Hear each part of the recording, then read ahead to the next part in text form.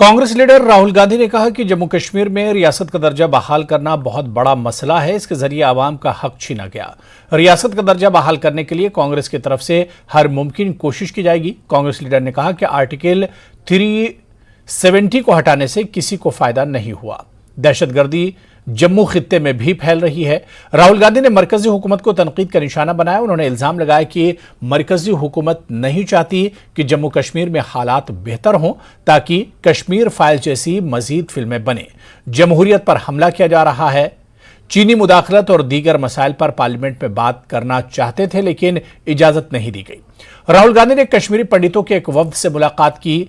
PM package के अमले के अराकीन से मुलाकात की जो जम्मू शिफ्टिंग के ख्वाह हैं। राहुल गांधी ने पंडितों के मसाइल को पार्लियामेंट में उठाने की भी यकीन दहानी कराई। राहुल गांधी ने जम्मू में कॉर्नर मीटिंग में नेताजी सुभाष चंद्र बोस को गुलहाए अकीदत पेश की। सबसे बड़ा मुद्दा अंत में जो आपका स्टेटहुड का मुद्दा है, उससे बड़ा कोई मुद्दा ही नहीं है। तो आपका हक पूरा का पूरा हक इन्होंने छीन लिया। तो एकदम कांग्रेस पार्टी पूरा समर्थन आपका स्टेटहुड है उसको रिइंस्टेट करने में पूरा हम दम लगा देंगे। कि जो पहले जम्मू के लोग व्यापार करते थे, जम्मू कश्मीर को जम्मू कश्मीर के लोग चलाते थे, आज बाहर के लोग जम्मू और कश्मीर को चला रहे हैं। और हमारा जो हक है, हमारी जो आवाज है, उसको एडमिनिस्ट्रेशन सुनता नहीं है। सारा का सारा ट्रेड बाहर के लोग कर रहे हैं।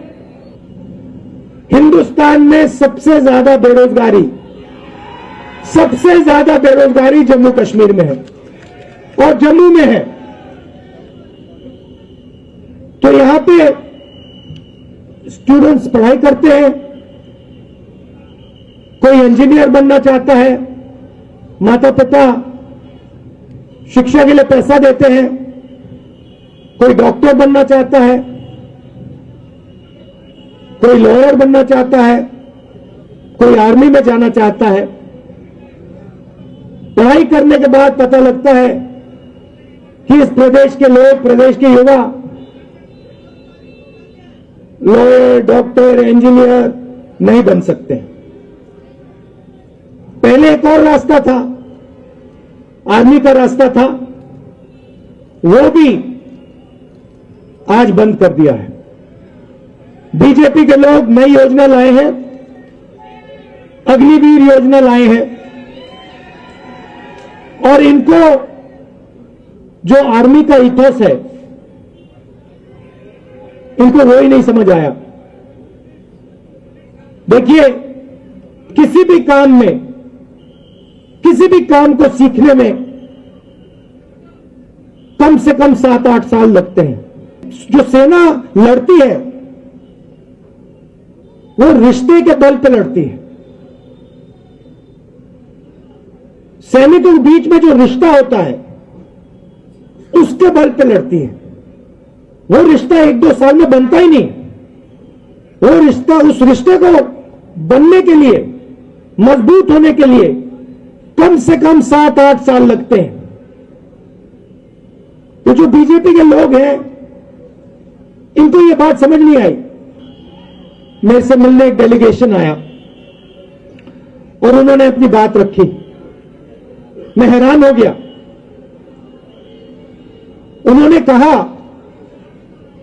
और मैं मीडिया के सामने ये कहना चाहता हूं, उन्होंने मुझसे कहा कि जब उनका डेलीगेशन लेफ्टिनेंट गवर्नर के पास गया तो लेफ्टिनेंट गवर्नर ने उनसे कहा कि तुम्हें भीख नहीं मांगनी चाहिए। ये देखिए, लेफ्टिनेंट गवर्नर ने कश्मीरी पंडितों के डेलीगेशन तो कहा कि आपको भीख नहीं मांगनी चाहिए। लेफ्टिनेंट गवर्नर जी, ये भीख नहीं मांग रहे हैं, ये अपना हक मांग रहे हैं। और अगर आपको कुछ करना चाहिए तो आपको इनसे माफी मांगनी चाहिए।